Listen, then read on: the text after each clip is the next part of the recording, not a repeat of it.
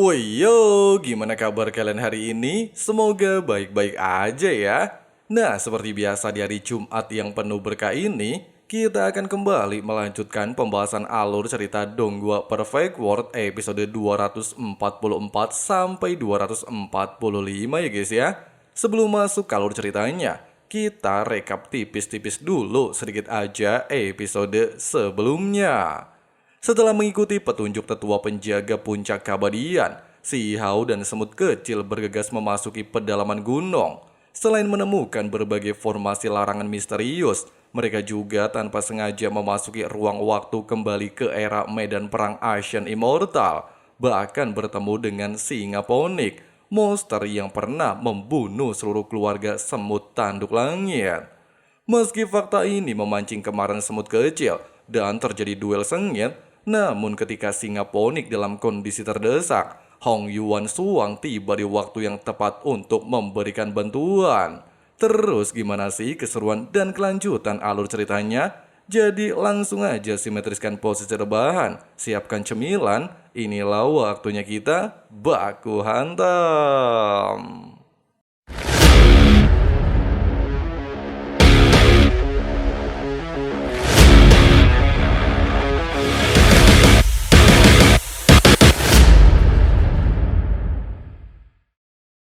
Nah, sebelum masuk ke pembahasan King Xihao, kita dibawa ke sebuah perbatasan medan perang Asian Immortal. Selain terdapat para mayat berserakan di tempat ini, ada juga seorang jenius muda bernama Bai Yunzi berasal dari keluarga Bai. Meski beberapa kultivator lenyap dalam pertarungan, Bai Yunzi tidaklah putus asa, bahkan rela mengorbankan seluruh nyawanya demi bisa melewati gendang surgawi.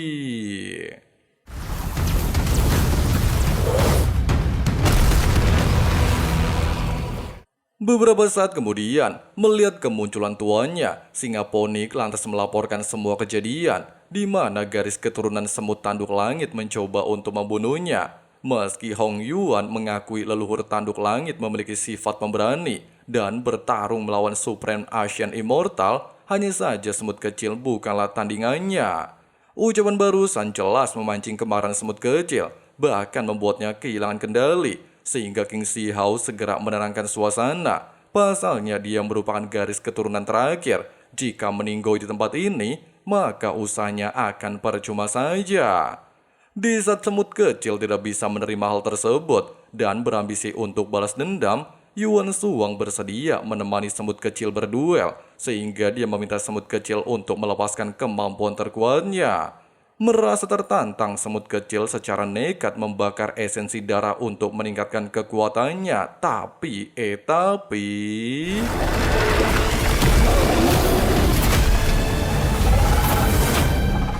Meskipun Hong Yuan mengakui pembakaran esensi darah bisa meningkatkan 100 kali kekuatan, hanya saja kemampuan ini tidaklah berguna di hadapannya. Oleh sebab itu, Hong Yuan segera melepaskan kekuatan untuk membuka mata semut kecil, di mana kesenjangan kultivasi di antara mereka terlampau cukup jauh. Melihat tuannya di atas angin, singa ponik menjelaskan, Hong Yuan adalah pemimpin generasi jenius termuda, serta mendapatkan tugas untuk membantai semua jenius dunia luar.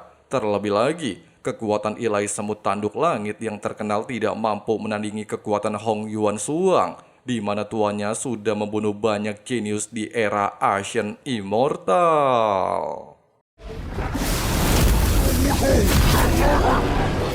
Fakta barusan jelas menarik perhatian Xihao. Dia lantas melakukan persiapan untuk menghadapi Hong Yuan Suang. Melihat gerak-gerik Xihao, bahkan menyadari pemuda di hadapannya bukanlah dari Asian Immortal, singa ponik justru beranggapan kalau Xihao berasal dari salah satu klan yang menguasai kekuatan ruang waktu. Oleh sebab itu dia segera meminta tuannya untuk berhati-hati.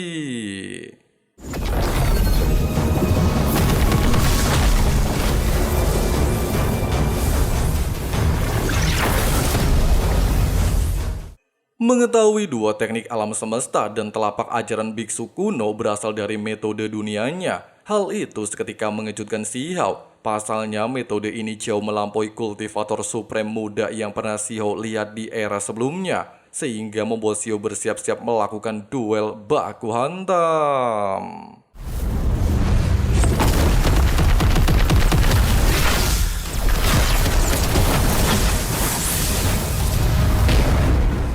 Pasca ledakan barusan, di saat Yuan Shuang mengagumi bakat Si Hao serta menyadari tujuannya untuk mencari kitab keabadian, Hong Yuan jelas tidak ingin menahan diri untuk menggagalkan tindakan Si Hao. Bukannya gentar mendengarkan ucapan tersebut, Si Hao lantas menegaskan, siapapun yang keluar sebagai pemenang, orang tersebut bisa mendapatkan kitab suci, sedangkan orang pecundang harus mati dalam pertarungan ini.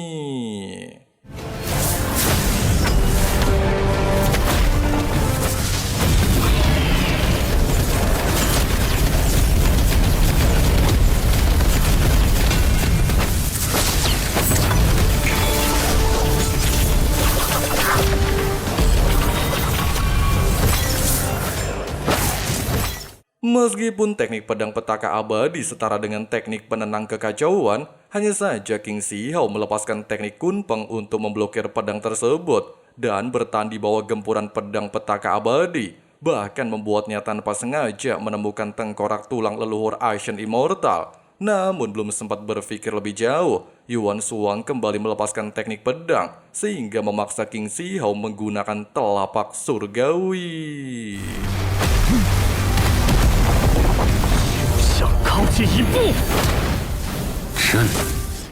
Tepat di saat Hong Yuan menyombongkan diri bahwa teknik pedang Si Hao terkenal di tempat tinggalnya, namun teknik ini tidak bisa membunuhnya secara langsung. Merasa kesal ngedengerin bebacot Huang Yuan, Si Hao lantas menunjukkan teknik pedang yang sesungguhnya. Meski Hong Yuan tidaklah mengerti alasan Si Hao melindungi seluruh tengkorak mayat serta menggunakan kekuatan ruang untuk berduel, namun ternyata Si Hao memanfaatkan waktu ini untuk melepaskan teknik pedang penenang kekacauan dan menjebak Hong Yuan dalam kemampuan tersebut.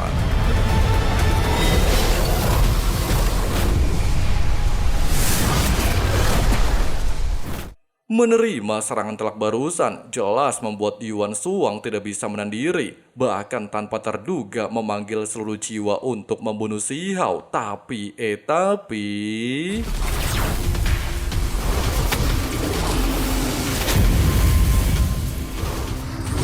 杀！诸天听令！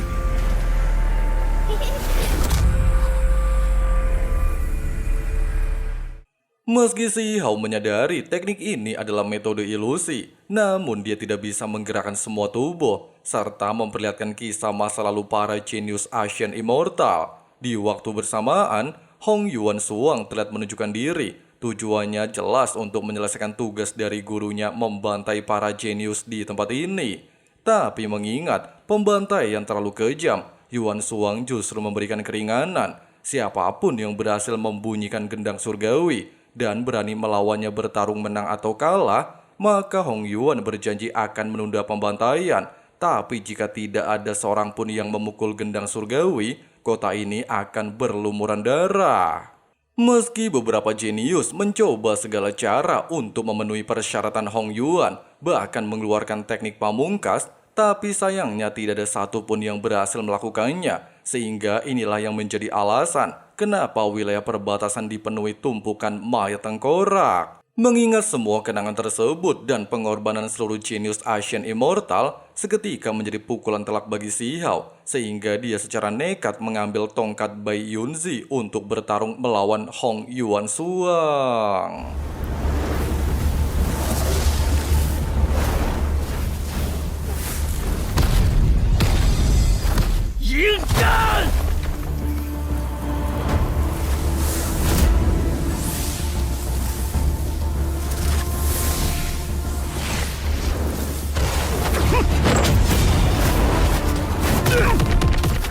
Menyadari kemampuan yang digunakan Si Hao pernah membunuh tokoh penting domain asing, Yuan Shuang berambisi untuk menyelesaikan pertarungan.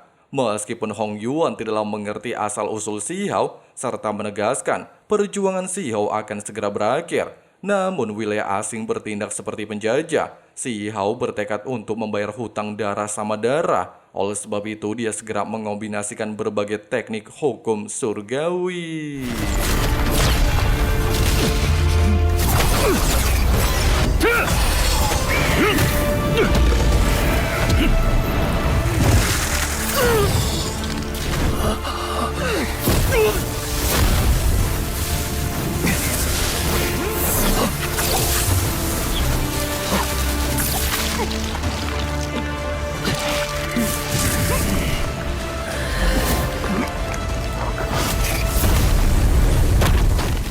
Dalam posisi terdesak, bahkan kesulitan menahan pukulan Yuan Shuang, King Shihao kembali teringat perjuangan kultivator jenius Asian Immortal, sehingga membakar api semangat di tubuhnya, dan memiliki nafas terakhir membalikan situasi duel baku hantam.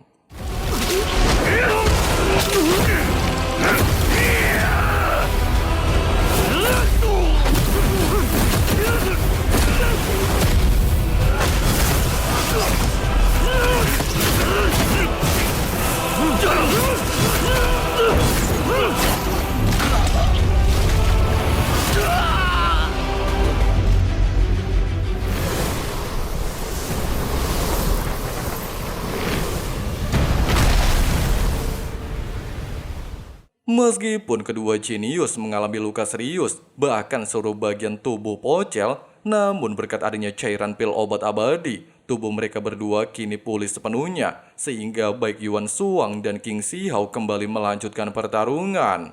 Tepat di saat Hong Yuan Shuang merasa di atas angin, bahwa tubuh benih abadi tidaklah berguna jika melawan Dao Surgawi domain asing, namun Shihao langsung membungkam ucapan tersebut, bahkan memperlihatkan tubuh sejati benih abadi untuk mengakhiri duel tersebut.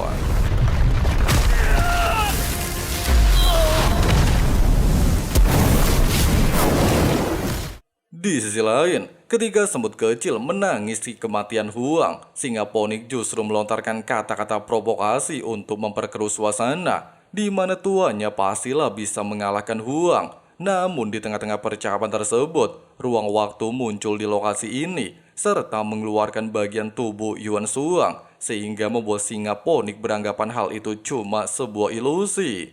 Melihat fakta barusan, semut kecil bertekad membunuh singa ponik untuk menyelesaikan dendam seluruh keluarganya. Tapi... Singa ponik menjelaskan, istana kekacauan immortal muncul setiap kali para ahli kuat gugur di medan perang. Bahkan jiwanya akan terserap ke dalam istana. Jika makhluk hidup secara tidak sengaja memasukinya, nasib makhluk tersebut lebih menyedihkan dari kematian. Sementara di gerbang luar istana kekacauan, tungku pemurnian abadi terlihat mengagumi pedang surgawi.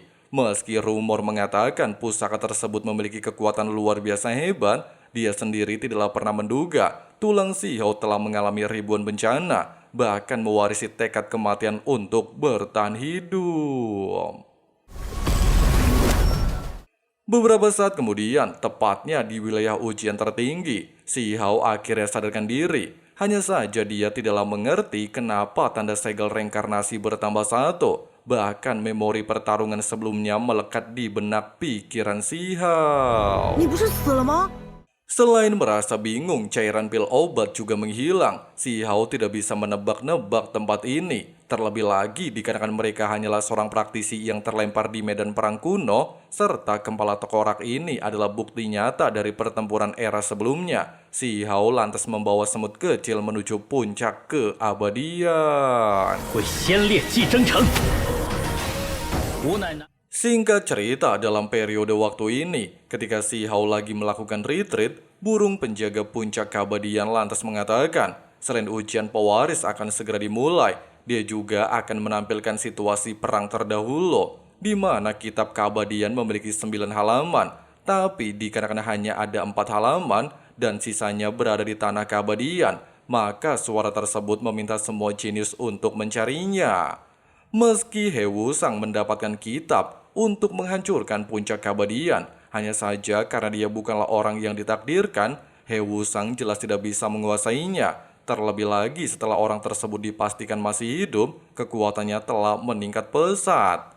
Mendengarkan semua ucapan barusan, King Shihao dan semut kecil berambisi untuk menjadi lebih kuat lagi di masa depan, sehingga mereka bisa mengalahkan semua lawan dalam kondisi apapun. Singkatnya, di saat beberapa murid beranggapan jika Huang tidak mungkin bisa keluar dari area pedalaman terlarang dan meminta seluruh murid untuk cabut dari tempat ini, King Shihao akhirnya keluar dari tempat pengasingan.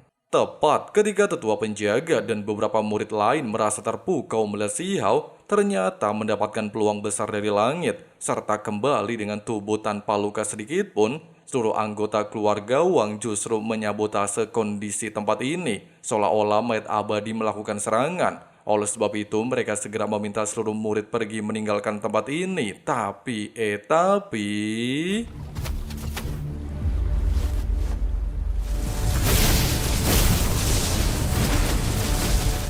Merasa janggal dengan kabut ini, Si Hao telah menggunakan mata langit untuk memeriksa kondisi sekitar. Dan ternyata orang di balik penyerangan berasal dari keluarga Wang. Oleh sebab itu, dia tanpa basa-basi melepaskan naga bonar untuk mengakhiri teknik tersebut.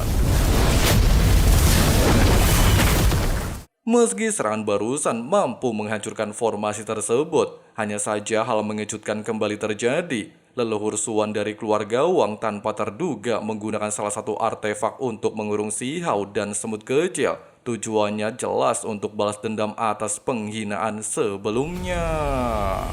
王家果真无耻。 Leluhur Suan menegaskan, semua tindakan ini berdasarkan berbagai alasan. Pasalnya, bakat Huang terlalu overpower. Jika membiarkannya berkembang di masa depan, bisa dipastikan menjadi ancaman terbesar untuk keluarga Wang. Itulah yang selalu mereka lakukan untuk bertahan sampai detik ini.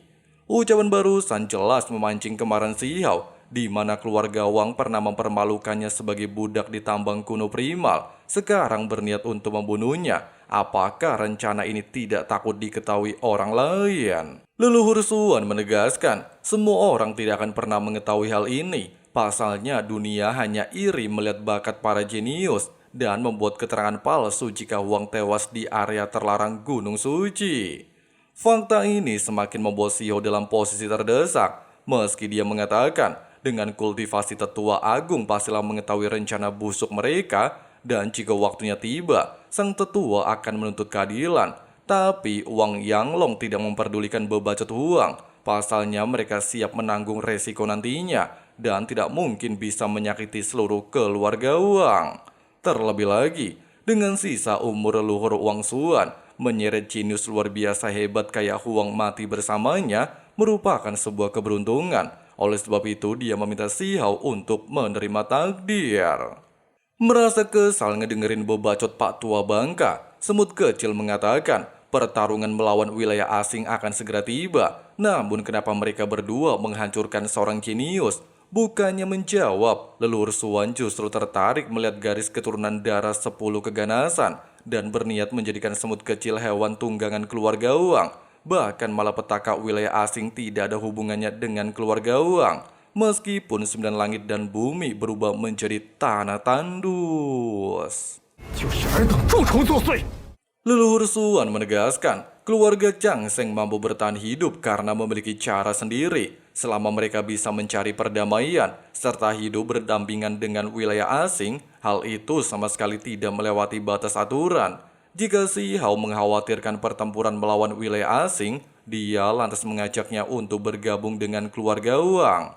Namun dikarenakan Huang menolak tawaran barusan, leluhur Suan memperingatkan Huang segera menyerahkan kitab keabadian dan semua harta yang dia dapatkan di area terlarang Pegunungan Suci.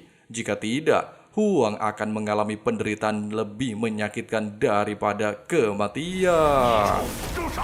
就随我神魂俱灭。 Tepat ketika dalam posisi tidak menguntungkan, Si Hao dengan pintar memanfaatkan giok pemberian Meng Tianzeng untuk menghancurkan tungku kuno leluhur Suan dan memberikan salam hangat ke arah Wang Yanglong. Singkatnya, melihat kemunculan berbagai master dari keluarga bangsawan, serta menyetujui permintaan leluhur masing-masing orang akan mendapatkan salinan kitab keabadian, sang leluhur meminta mereka untuk menyerahkan Huang kepadanya. Meskipun situasi ini membuat semut kecil panik bukan main, King Si Hao tetaplah santuy menghadapi semua serangan tersebut, bahkan memanggil tetua agung Meng Tianzhen dari giok pemelihara keabadian, dan ternyata...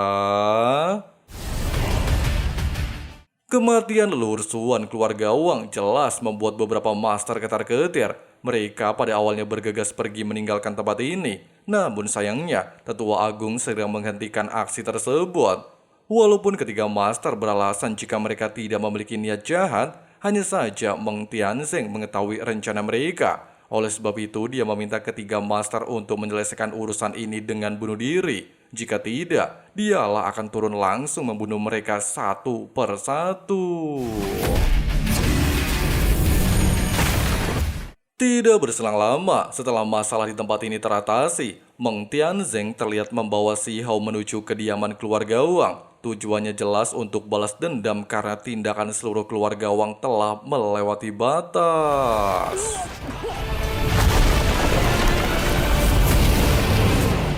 Meskipun kekacauan ini memancing kemarahan kera ungu emas, bahkan meminta sang tetua berjalan kaki setelah berada 900 mil dari keluarga Wang, tapi Meng Tianzeng menolaknya, serta melepaskan kekuatan membunuh semua monster tunggangan keluarga Wang.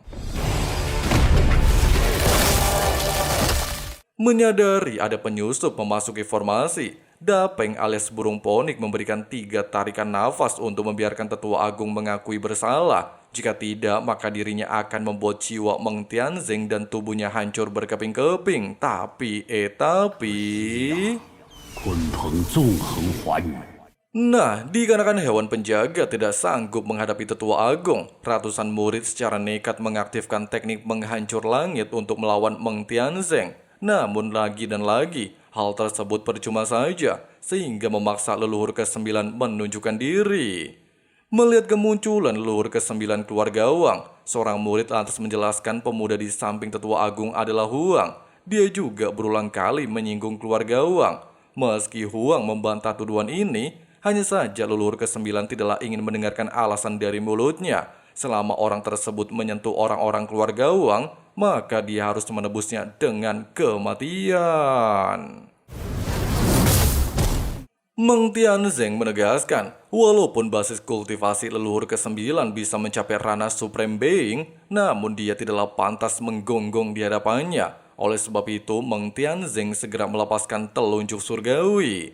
Di saat leluhur ke-9 keluarga Wang dibuat pasrah setelah menerima serangan barusan, serta menanyakan apakah Meng Tianzeng tidak takut menjadi buronan tetua keluarga Wang, Meng Tianzeng lantas mengatakan fakta yang sesungguhnya, di mana keluarga Wang telah bertindak seenak jidat dan melanggar aturan langit, sehingga dia meminta Wang Changzeng keluar untuk menemuinya. 他完了，黄爷死，九天十地谁可挡？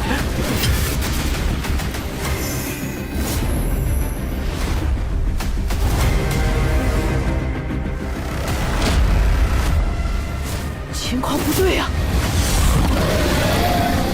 找死！ Nah guys, seperti itulah pembahasan alur cerita Donghua Perfect World episode 244 sampai 245-nya. Gimana guys pendapat kalian? Coba tulis di kolom komentar ya guys ya.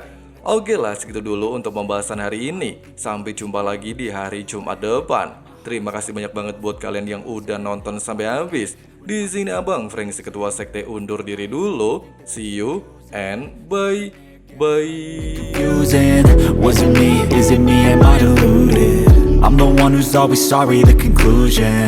Even though I offer all of the solutions, I wish you loved me like I love you, it's stupid. When I'm alone with you, I never feel lucid. I wish I wasn't struck by Cupid. I wish when I first saw you, I knew this. When I'm with you, I feel so useless. I feel diluted, my heart's been wounded. Silhouettes of you are like a taunt. Never really know just what you want. With you I don't ever feel calm. I can feel the sweat inside my palm. Play with me like cats and a string. You don't understand the pain it brings. You don't ever wanna give me wings. You don't ever wanna set me free.